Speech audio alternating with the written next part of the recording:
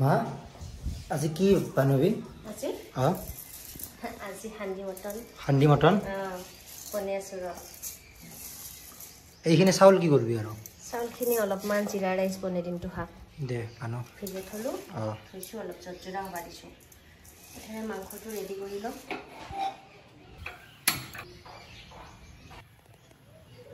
মিঠাতেলখিনি ঠাণ্ডা হ'ব দিম এতিয়া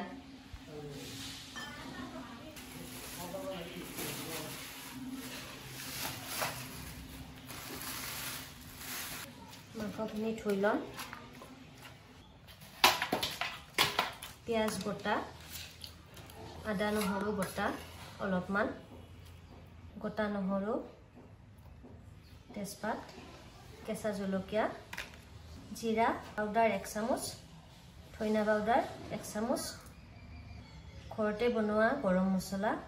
1 চামুচ মগ হিচাপ কৰি দিব হালধি গুড়া 1 চামুচ 1 কাপ দৈ 5টা পিয়াজ সৰু সৰু কৰি কাটি লৈছো মই এইখিনি গটাই দি দিম তেলখিনি একদম ঠাণ্ডা হৈ গৈছে এতিয়া অলপমান তেল মই ইয়াত দি দিম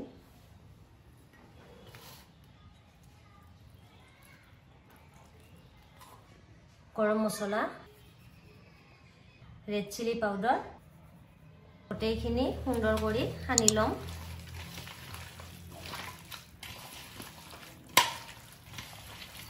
গোটেইখিনি ভাল কৰি সানি আধা ঘণ্টা সময়ৰ কাৰণে ৰাখি থৈ দিলো আধা ঘণ্টা পিছত বনাম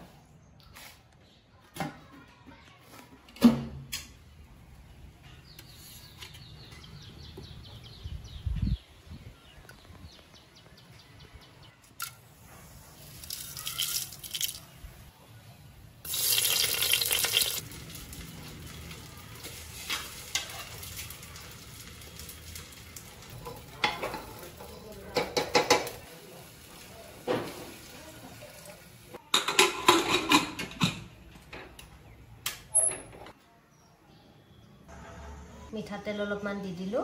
গৰম কৰি ৰাখা মিঠাতেল গোটেইখিনি তেল গোটেই হাঁচটোত এনেকৈ ঘূৰাই দিম নহলে লাগি যাব এতিয়া মাংসখিনি ইয়াতে দি দিম অলপমান আৰু সানি লম মাংসখিনি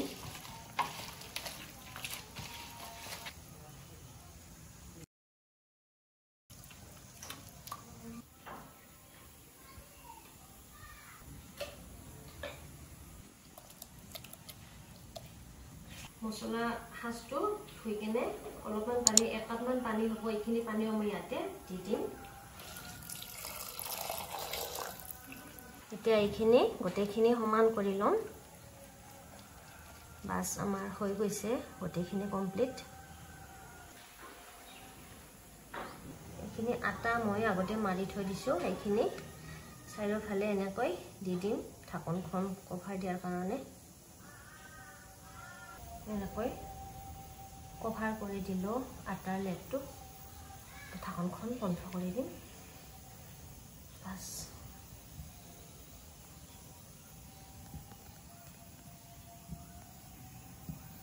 ৰেডি এতিয়া এইটো গেছত তুলি দিম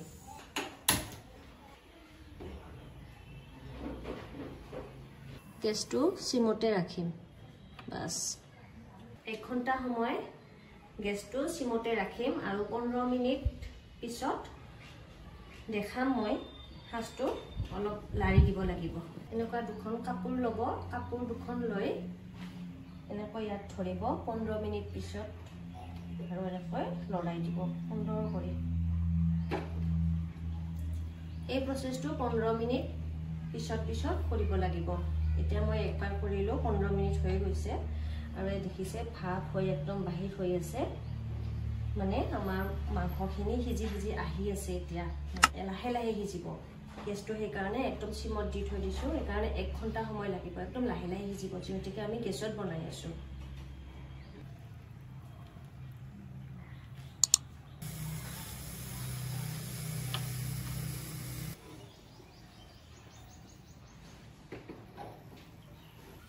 গেছটো এতিয়া বন্ধ কৰি দিম কমপ্লিট 1 ঘণ্টা সময়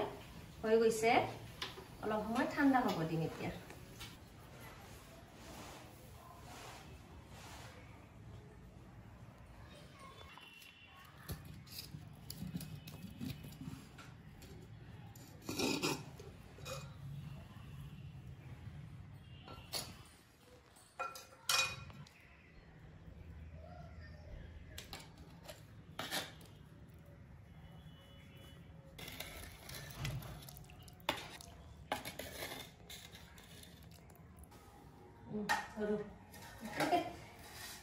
জিৰা ৰাইচ, বগা ভাত, প্লেন ভাত, ভেন্দি ভাজা,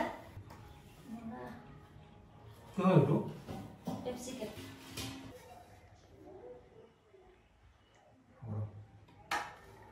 জোল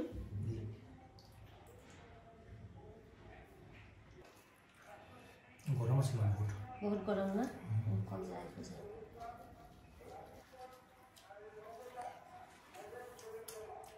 কেনে হৈছে আৰু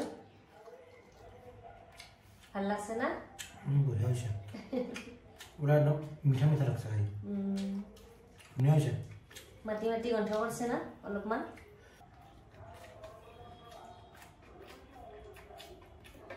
খাই লো ধুনীয়া কৰি